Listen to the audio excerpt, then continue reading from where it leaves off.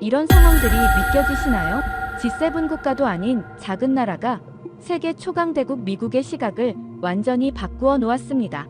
일본이나 러시아, 중국도 하지 못한 일을 한국이라는 나라가 해냈습니다. 미국 CNN의 엘리트 기자가 처음에는 무시했던 그 나라에서 자신의 모든 가치관이 흔들린 결정적 순간, 그 파급력은 이미 유럽 전역을 바꿔놓고 있다고 하는데요. 우월한 IT 기술력, 세계 최고의 효율성, 그리고 5,000년 역사의 지혜가 만들어낸 이 기적 같은 역전극.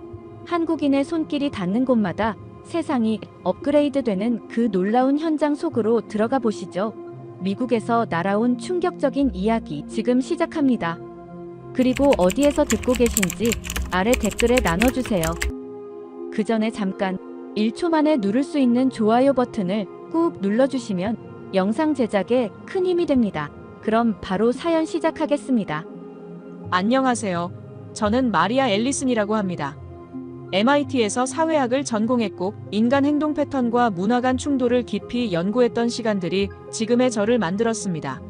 현재는 CNN 국제부 기자로 뉴욕 본사에서 근무하고 있어요. 얼마 전 저에게 정말 황당한 제안이 들어왔습니다. 편집장이 급하게 불러서 새로운 기사 주제를 던졌는데 그 순간 제 얼굴에 실망감이 가득 차올랐습니다. 한국 관광객들이 유럽 공항 시스템을 완전히 바꿔놓았다는 충격적인 사실을 파헤쳐 오라는 지시였거든요. 말도 안 되는 소리죠. 작은 아시아 국가가 유럽의 근본적인 시스템에 영향을 줬다니요. 그것도 대체 어떤 초격차 기술로 말입니까? 저는 즉시 강한 거부 의사를 표현했습니다. 일본이라면 모를까 한국이라니 도무지 이해가 되지 않았어요. K-팝 말고 도대체 무엇이 있다는 건지 의문이 들었습니다. 게다가 왜 하필 제가 가야 하는지도 납득이 가지 않았죠. 저는 편집장에게 차라리 일본을 취재하는 게 더 가치 있지 않겠냐고 물었어요.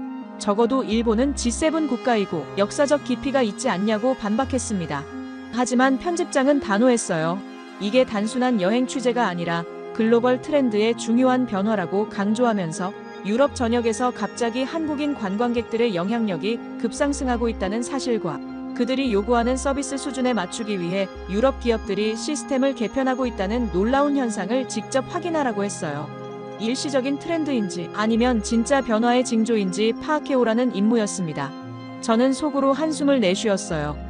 세계가 인정한 선진국인 미국에서 왜 하필 그런 나라를 취재해야 하는지 이해할 수 없었습니다. 한국은 솔직히 삼성 말고 뭐가 있나요? 우리가 아이폰을 쓰는 동안 갤럭시를 쓰는 나라 아닌가요? 맥북이 아니라 LG그램을 쓰는 나라 아닙니까? 저는 막막한 심정으로 사무실을 나왔습니다. 책상에 돌아와 한국에 대한 자료들을 뒤적이며 기사의 방향성을 고민했어요. 모니터에 떠오른 서울의 이미지들, 높은 빌딩 숲과 화려한 네온 사인이 가득한 거리, 그렇지만 도쿄만큼 세련됨이 느껴지지 않았습니다. 도대체 이 나라에서 무엇을 찾아야 한다는 건지 한탄하면서 저는 비행기 예약을 준비했습니다. 짐을 싸면서도 계속 의문이 들었지만 동료들은 제가 한국에 간다고 하니 부러워하더군요. K-팝 콘서트도 보고 화장품도 사오라며 농담을 건넸습니다. 그들에게 한국은 그저 엔터테인먼트와 뷰티 제품의 나라였어요. 저 역시 취재 외에 특별히 기대되는 부분은 없었습니다. 일주일 뒤 그렇게 출발일이 다가왔고 뉴욕 JFK 공항에서 인천행 비행기를 기다리며 저는 여전히 기분이 좋지 않았습니다. 평생 살면서 한 번도 한국에 대해 진지하게 생각해 본 적이 없었고 미국 중심으로 움직이는 세계에서 한국은 그저 주변부 국가일 뿐이었습니다. 그런데 갑자기 유럽의 관광 시스템을 바꿨다니 정말 흥미로운 역설이었죠. 비행기에 오르며 마지막으로 한 번 더 한숨을 내쉬었습니다. 우리 미국이 세계를 이끌어가야 하는데 작은 아시아 국가가 유럽에 영향력을 행사한다니 믿기지 않았지만 어쩌면 이 취재가 그저 과장된 소문에 불과하다는 것을 밝혀내는 계기가 될지도 모르겠습니다. 무거운 마음을 안고 창밖의 구름을 바라보며 생각했어요. 이렇게 시작된 저의 한국 취재 여정, 당시에는 몰랐지만 이 여행이 제 인생에서 가장 놀랍고 충격적인 경험이 될 줄은 상상도 못했습니다. 제 세계관을 완전히 바꿔놓을 만남이 기다리고 있었거든요. 10시간이 넘는 긴 비행 끝에 드디어 인천공항에 도착했습니다. 비행기에서 내리자마자 느껴지는 공항의 분위기가 왠지 익숙했던 JFK와는 달랐습니다. 너무 깨끗해서 오히려 좀 불편할 정도였어요. 넓고 환한 공간에 질서정연하게 움직이는 사람들, 뉴욕의 복잡하고 시끄러운 분위기와는 정반대였습니다. 입국 심사를 기다리면서도 계속 주변을 살폈어요. 줄을 서는 사람들이 너무 얌전해서 오히려 이상할 정도였습니다. 소리 지르거나 새치기 하는 사람도 없었고 출국장에서 한국인들을 관찰했을 때 이렇게 조용할 줄은 몰랐습니다. 뉴욕에서 만난 한국 관광객들은 꽤 활기차고 때로는 시끄럽기도 했거든요. 입국장을 지나 수화물을 찾고 밖으로 나오자 한 여성이 제 이름이 적힌 팻말을 들고 기다리고 있었습니다. 분명 현지 가이드일 거라고 생각했어요. 아마도 작고 수줍은 아시아 여성일 거라 예상했는데 제 앞에 선 사람은 전혀 달랐습니다. 키가 크고 당당한 자세, 지적인 분위기를 풍기는 여성이 제게 다가왔어요. 김지연 팀장이라고 자신을 소개하는 그녀의 목소리는 또렷하고 자신감이 넘쳤습니다. 서울시 문화관광과 소속이라고 했는데 마치 오랫동안 외국인을 상대한 듯한 자연스러운 영어 실력이 놀라웠어요. 생각보다 훨씬 전문적인 느낌을 주는 사람이라 살짝 당황했습니다. 공항에서 나와 차에 오르며 김지연 팀장은 제게 작은 패키지를 건넸는데 허니버터 아몬드라는 간식이었어요. 제가 놀란 표정으로 패키지를 살펴보자 김지연 팀장이 웃으며 이건 한국의 인기 간식이라고 설명했습니다. 저는 순간 의아했어요. 이 제품을 뉴욕에서도 본 것 같았거든요. 제가 미국에서도 이걸 먹어본 것 같다고 말하자 김지연 팀장은 환하게 웃으며 그것도 한국에서 만든 제품이라고 알려주었습니다. 허니버터 맛과 아몬드의 조합은 원래 한국에서 시작된 것이라는 설명이었어요. 차 안에서 도심으로 이동하는 동안 김지연 팀장은 이 간식의 역사에 대해 이야기했습니다. 2014년 허니버터칩이라는 과자가 한국에서 엄청난 인기를 끌었고 그 이후 비슷한 맛의 간식들이 다양하게 개발되었다고 합니다. 그중 하나가 바로 이 허니버터 아몬드였어요. 지금은 동남아시아, 일본, 미국, 중국 등 여러 나라로 수출되고 있다고 했습니다. 미국인인 제가 미국에서 한국 간식을 먹었다는 사실이 왠지 신기했어요. 해외 여행객들이 선물로 많이 가져가는 인기 품목이라고 하더군요. 아몬드 자체는 미국에서도 흔한 간식이지만 이 특별한 맛 조합은 한국만의 창의적인 발명품이라는 설명을 들으니 뭔가 인상적이었습니다. 서울로 향하는 길에 창밖을 바라보며 생각했어요. 이런 작은 부분에서도 한국의 영향력이 미국까지 미치고 있었던 거였나. 그동안 얼마나 많은 한국 문화를 무의식 중에 접했을까 하는 생각이 들었습니다. 서울 시내로 들어서며 보이는 풍경은 제가 상상했던 것과는 조금 달랐어요. 높은 빌딩들 사이로 오래된 건물들도 보였고 현대적인 쇼핑몰 옆에 전통시장이 공존하는 모습이 특이했습니다. 도시 전체가 조화롭게 섞여 있는 느낌이었어요. 호텔에 도착하기 전 김지연 팀장은 제게 내일의 일정을 간략히 설명했습니다. 유럽에서 인기 있는 한국 관광객들의 특징을 이해하려면 먼저 한국 문화의 본질을 경험해봐야 한다고 했어요. 그래서 첫날은 서울의 오래된 중심지, 종로 일대를 걸어볼 계획이라고 했습니다. 호텔 로비에서 헤어지기 전 김지연 팀장은 제게 작은 환영 선물 꾸러미를 건넸는데 안에는 한국 전통차, 비타민 음료, 그리고 또 다른 작은 간식들이 들어있었습니다. 이렇게 세심하게 준비된 환영 선물을 보니 왠지 마음이 따뜻해졌어요. 저는 시차 적응을 위해 호텔 방으로 올라갔습니다. 창밖으로 보이는 서울의 야경은 생각보다 훨씬 화려했어요. 한쪽으로는 반짝이는 현대식 빌딩들, 다른 쪽으로는 은은하게 빛나는 고궁의 모습이 보였습니다. 침대에 누워 천장을 바라보며 생각했어요. 오늘 하루 만에 한국에 대한 제 고정관념이 조금씩 흔들리고 있다는 걸 느꼈습니다. 김지연 팀장의 세련된 모습, 인천공항에 정돈된 시스템, 그리고 그 작은 간식 하나에도 담겨있는 이야기까지 전부 제가 예상했던 것과는 달랐어요. 내일은 어떤 모습의 한국을 만나게 될까? 궁금증이 조금씩 커지고 있었습니다. 어쩌면 이 취재가 단순한 의무가 아닌 새로운 발견의 여정이 될지도 모르겠다는 생각이 들었어요. 그렇게 저는 잠시 뉴욕에서의 삶을 잊고 서울의 첫날을 마무리했습니다. 다음 날 아침 호텔에서 나와 김지연 팀장과 만났어요. 오늘의 계획에 대해 물어보자 어제 말한 대로 제가 취재해야 할 한국 관광객들의 유럽 영향력을 이해하려면 먼저 이들의 문화적 DNA를 직접 경험해봐야 한다는 설명이었습니다. 서울의 핵심인 종로 일대를 걸으며 한국인들의 생활 방식과 가치관이 어떻게 형성되었는지 살펴볼 거라고 했어요. 지하철을 타고 이동하자는 제안에 저는 흔쾌히 동의했습니다. 뉴욕 지하철에 익숙한 제게 서울 지하철은 충격적인 경험이었어요. 지하철역으로 내려가는 순간부터 달랐는데 너무 깨끗해서 오히려 어색할 정도였어요. 모든 역에 설치된 스크린 도어를 보고 놀라움을 감추지 못했습니다. 김지연 팀장은 이게 안전을 위해 모든 역에 의무적으로 설치된 시스템이라고 설명했어요. 미국에서는 일부 신설역이나 특별한 경우에만 볼 수 있는 시설인데 서울은 15년 전부터 이미 모든 역에 설치했다는 이야기에 솔직히 부러웠습니다. 지하철 내부도 놀라웠는데요. 모든 안내 표시가 4개 언어로 되어 있고 와이파이가 완벽하게 터지며 심지어 열차 도착 시간이 초 단위로 정확했습니다. 김지연 팀장은 서울 사람들이 이런 수준의 공공 서비스를 당연하게 여기기 때문에 해외 여행할 때도 같은 기준을 기대한다고 설명했어요. 종로 3가역에 도착해 지상으로 올라오자 완전히 다른 세계가 펼쳐졌는데 높은 빌딩들과 좁은 골목들이 어우러진 독특한 풍경이었어요. 김지연 팀장은 이곳이 서울의 경제적 중심지이자 역사의 중심지라고 설명했습니다. 하루 유동인구만 150만 명에 이르는 번화한 곳이라는 설명에 놀랐어요. 특히 인상적이었던 건 그 엄청난 인파 속에서도 느껴지는 질서였는데 사람들은 복잡한 횡단보도에서도 신호를 철저히 지켰고 좁은 골목에서도 서로 부딪히지 않도록 배려하는 모습이 보였어요. 김지연 팀장은 이런 공공장소에서의 질서의식이 한국인들의 여행 방식에도 그대로 반영된다고 설명했습니다. 골목길로 들어서자 분위기가 또 달라졌는데요. 탑골공원 앞을 지나며 김지연 팀장은 이곳이 3.1 운동이 일어난 역사적인 장소라고 말했습니다. 공원 안에 앉아있는 노인들의 모습이 왠지 모르게 마음을 차분하게 만들었습니다. 그들은 마치 시간의 흐름 속에서 잠시 멈춰있는 듯 했어요. 골목을 더 깊이 들어가 세운 상가 근처를 지나칠 때 전자부품을 정교하게 다루는 할아버지의 모습이 눈에 들어왔습니다. 김지연 팀장에 따르면 이분은 30년 넘게 같은 자리에서 일하고 계신다고 해요. 현대식 빌딩 사이에 이런 장인 정신이 살아있다는 사실이 인상적이었습니다. 한국의 빠른 발전, 이면에 이런 장인 정신이 자리 잡고 있다는 설명이 새롭게 다가왔어요.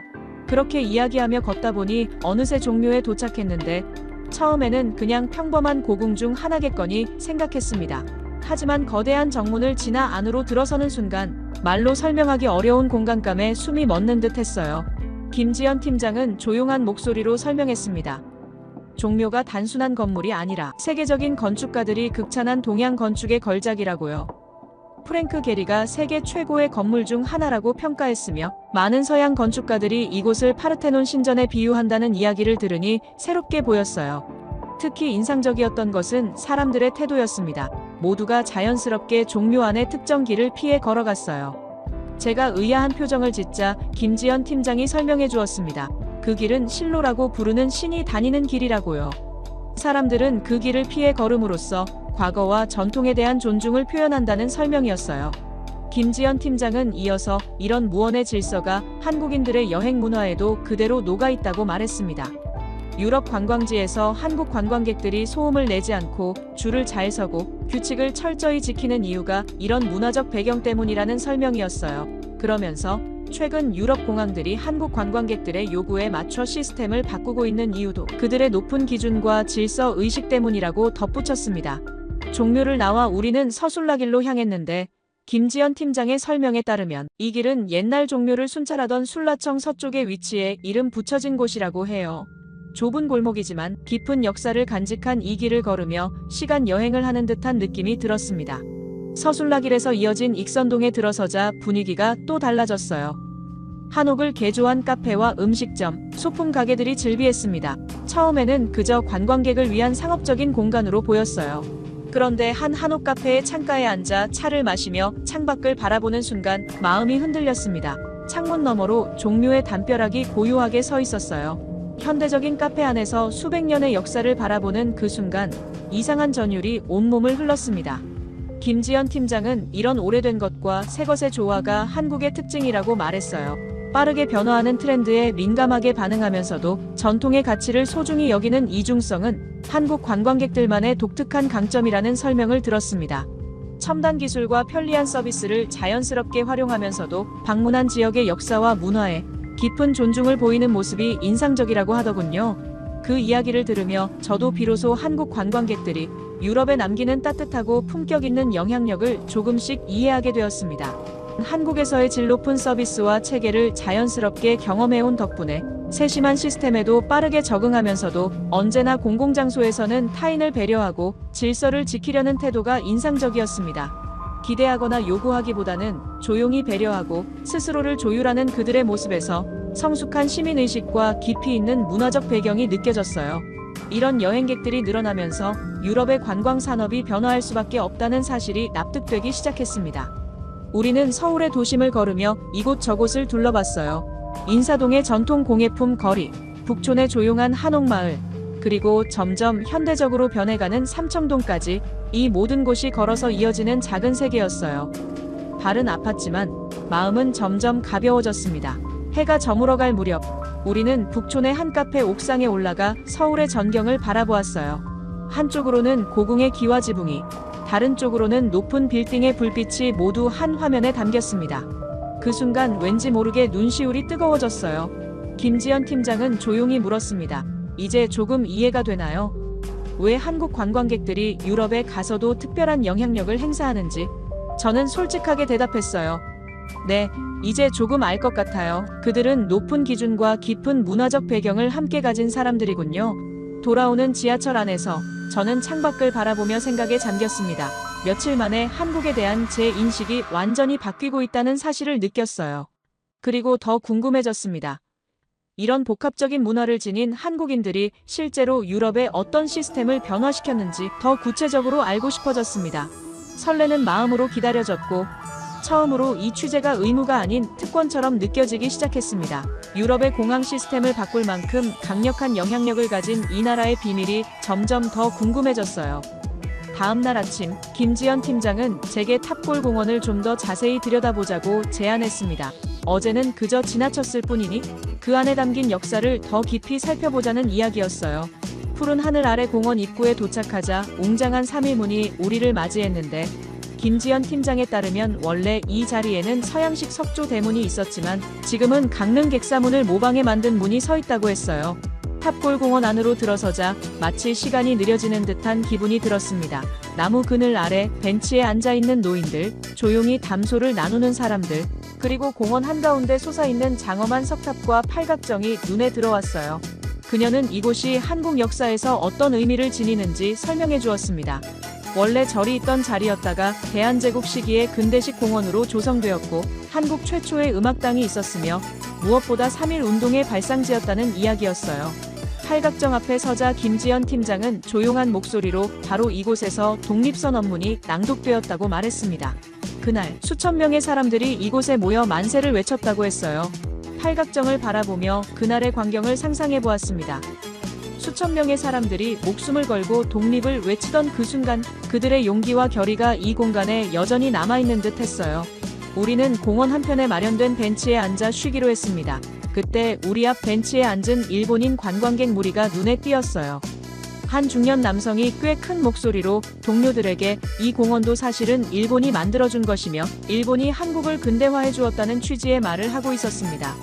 저는 순간 불편함을 느꼈지만 김지연 팀장의 반응이 더 놀라웠는데 그녀는 아무런 말도 하지 않고 그저 고개를 숙인 채 조용히 있었어요.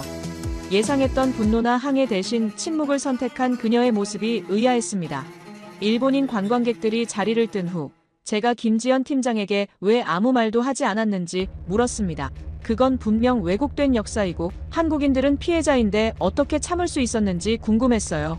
김지연 팀장은 잠시 침묵한 후 차분히 대답했습니다. 한국인들은 감정으로 판단하지 않는다고 했어요. 다만 잊지 않고 기억한다고 했습니다. 역사는 이미 진실을 품고 있으며 그 진실은 부정으로 사라지지 않는다고 했어요.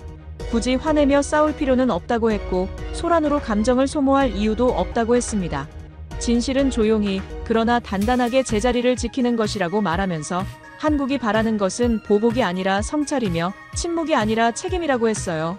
마지막으로 그녀는 역사는 잊혀지는 것이 아니라 배우는 것이라고 전하는 마음에 깊은 인상을 받았습니다. 이어서 김지연 팀장은 일제강점기에 대해 설명했는데 일본의 식민 지배가 겉으로는 근대화를 가져온 것처럼 보이지만 실제로는 일본 본토를 풍요롭게 하기 위한 가짜 근대화였다는 것, 한국인들의 땅을 빼앗고 저임금 노동력으로 착취했다는 것, 그리고 문화와 언어까지 말살하려 했다는 이야기였습니다. 저는 솔직히 서구에서는 종종 일본의 식민 지배가 한국의 근대화에 도움을 주었다고 배우는 경우가 많다고 고백했습니다. 김지연 팀장은 고개를 천천히 저으며 그것이 과연 어떤 근대화였는지 되물었어요. 쌀을 빼앗기고 굶주려야 했던 농민들에게 자신의 이름조차 일본식으로 바꿔야 했던 사람들에게 그것은 근대화가 아니라 생존의 위기였다고 설명했습니다. 그래서 제가 다시 한번 아까 일본인들에게 왜 화를 내지 않았는지 물었습니다. 저라면 참지 못했을 것 같다고 말했어요. 김지연 팀장은 공원의 석탑을 바라보며 화를 내는 것보다 기억하는 게 더 중요하다고 답했습니다. 분노는 순간이지만 기억은 세대를 넘어간다고 했어요. 한국인들은 그런 방식으로 역사와 함께 살아가는 법을 배웠다고 설명했습니다. 그녀의 말을 듣고 있자니 문득 생각이 떠올랐습니다. 어쩌면 이런 태도가 한국 관광객들의 특징과도 연결되는 건 아닐까요? 유럽에서 한국 관광객들이 보여주는 질서의식, 현지 문화에 대한 존중, 그리고 자신들의 요구사항을 공손히 말하면서도 예의를 잃지 않는 그 균형 감각이 모두 이런 역사적 경험에서 비롯된 것은 아닐까 하는 생각이었어요. 제가 이 생각을 말하자 김지연 팀장은 미소 지었습니다. 제 통찰력이 대단하다고 칭찬하며 한국인들이 역사적 상처를 다루는 방식이 일상의 태도에도 반영된다고 했어요. 억울함을 당해도 참고 견디며 질서를 지키는 것, 하지만 동시에 결코 잊지 않고 더 나은 방향을 추구하는 것. 그것이 한국인의 여행 방식에도 녹아있다고 설명했습니다. 이어서 김지연 팀장은 한국 관광객들이 유럽에서 보이는 특징들을 설명했는데, 현지 규칙을 철저히 지키면서도 더 나은 서비스를 요구하는 모습, 전통을 존중하면서도 불편한 점은 개선을 요청하는 태도, 그리고 그 모든 것이 예의와 질서 속에서 이루어진다는 점을 강조했어요. 김지연 팀장은 한국 관광객들이 단순히 관광객이 아니라 문화의 전달자라고 표현했습니다. 그들이 자기도 모르는 사이에 한국의 가치관을 전파하고 있다는 말에 저는 고개를 끄덕였어요. 우리는 다시 팔각정 앞으로 걸어갔습니다. 김지연 팀장은 이곳에서 독립선 언문이 낭독되던 당시 상황을 더 자세히 설명했어요. 비폭력 저항의 정신, 그리고 그 이후 일어난 일제의 잔혹한 탄압에 대해서도 차분히 이야기했습니다. 그날 수많은 사람들이 체포되고 고문받았지만 그들은 끝까지 폭력으로 대응하지 않았다고 했습니다. 그저 태극기를 들고 대한독립 만세를 외쳤을 뿐이라고 말했어요.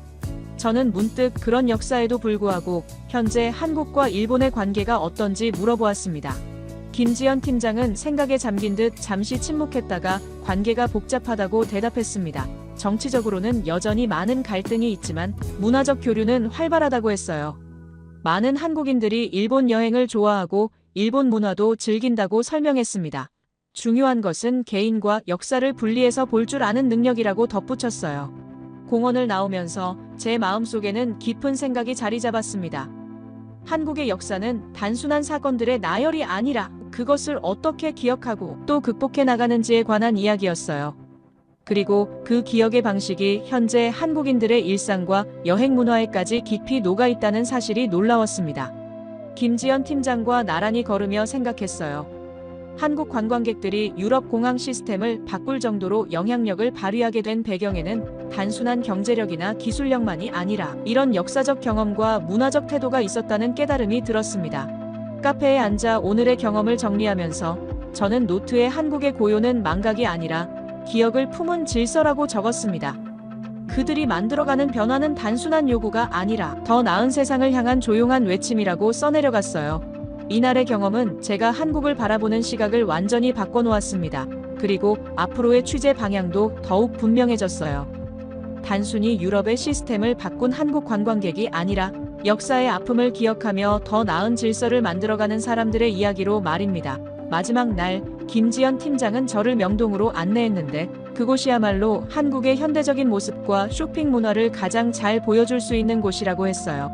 거리는 다양한 국적의 관광객들로 붐볐고 화려한 간판과 대형 스크린들이 시선을 사로잡았습니다. 김지연 팀장은 명동이 그저 쇼핑거리가 아니라 문화의 십자로라고 설명했어요. 이곳에서 한국의 뷰티, 패션, 음식 트렌드가 전 세계로 퍼져나간다고 했습니다. 대형 화장품 매장들은 첨단 기술을 활용한 체험형 공간으로 변모해 있었어요. 피부 진단부터 가상 메이크업까지 디지털 기술로 쇼핑 경험을 완전히 바꿔놓은 모습이 인상적이었습니다. 특히 눈길을 끈 것은 매장 곳곳에서 이루어지는 모바일 결제 시스템이었어요. 사람들은 지갑을 꺼내는 대신 스마트폰으로 QR코드를 찍거나 간단히 태그하는 것만으로 결제를 마쳤습니다. 김지연 팀장은 이런 디지털 편의성에 익숙한 한국인들이 해외여행에서도 같은 수준의 서비스를 기대한다고 설명했어요. 우리는 명동 중심부에 위치한 한 건물로 향했습니다. 그곳은 바로 허니버터 아몬드의 플래그십 스토어였어요. 네온사인과 귀여운 아몬드 캐릭터로 장식된 매장으로 들어서자 다양한 맛의 아몬드들이 진열되어 있었습니다. 김지연 팀장은 이 작은 간식의 놀라운 성공 이야기를 들려주었는데 10년 전에 첫 출시된 이 제품이 어떻게 연 매출 1,000억 원 규모의 대기업 상품으로 성장했는지, 처음에는 허니버터 시즈닝을 아몬드에 균일하게 입히는 과정에서 많은 시행착오를 겪었다는 이야기부터 개발에만 1년이 걸렸다는 세부 사항까지 설명했습니다. 매장 안은 국내 방문객은 물론 외국인 관광객들로 붐볐어요. 김지연 팀장에 따르면 허니버터 아몬드는 특히 외국인 관광객들 사이에서 한국을 방문하면 꼭 사야 할 선물로 입소문이 나 있다고 했습니다. 심지어 아랍에미리트의 만수르 왕자 앞에 이 간식이 놓인 장면이 포착되면서 만수르 간식이라는 별명까지 얻게 되었다는 재미있는 사실도 알려주었어요. 매장을 둘러보며 저는 첫날 인천공항에서 김지연 팀장이 건네준 그 작은 패키지가 갑자기 생각났습니다. 처음에는 그저 평범한 간식이라고만 생각했던 것이 이렇게 깊은 이야기와 성공 스토리를 담고 있었다니 놀라웠어요. 저는 가족과 친구들에게 선물할 여러 맛의 허니버터 아몬드를 구매했습니다. 원조인 허니버터 맛은 물론이고 와사비, 인절미, 바베큐 등 다양한 맛을 담았어요. 이런 작은 간식 하나에도 한국의 창의성과 섬세함이 담겨 있다는 생각이 들었습니다. 김지연 팀장은 한국인들의 여행 패턴이 찍고 떠나는 관광이 아니라 경험하고 소통하는 방식으로 변화하고 있다고 설명했어요. 그들은 현지 문화를 존중하면서도 자신들이 익숙한 높은 서비스 수준과 기술적 편의성을 기대한다는 점이 유럽 관광 시스템의 변화를 가져왔다고 했습니다. 명동에서의 시간이 끝나고 우리는 인천공항으로 향했습니다. 출국 시간이 다가오면서 김지연 팀장과의 작별 순간도 가까워졌어요. 공항으로 가는 길에 창밖으로 서울의 풍경을 바라보며 지난 며칠간의 경험이 머릿속을 스쳐 지나갔습니다. 처음 한국에 왔을 때의 제 태도가 얼마나 편협했는지 새삼 깨달았어요. K-팝과 인터넷 속도만으로 한국을 정의했던 제 시각이 부끄러웠습니다. 이제 저는 한국이 단순한 급성장한 아시아 국가가 아니라 깊은 역사적 맥락과 문화적 지혜를 가진 나라임을 알게 되었어요. 인천공항에 도착해 체크인을 마치고 김지연 팀장과 함께 마지막 커피를 마시며 이야기를 나눴습니다. 그녀는 작별 선물로 특별 패키지의 허니버터 아몬드 세트를 건네주었어요. 처음 만났을 때처럼 말입니다. 김지연 팀장은 이제 그 맛이 익숙해졌는지 물었고, 저는 미소 지으며 이제는 그 안에 담긴 이야기도 알게 되었다고 대답했습니다. 단순한 간식이 아니라 한국의 창의성과 세계와의 소통 방식을 담은 작은 사례라는 걸 이해하게 되었다고 말했어요.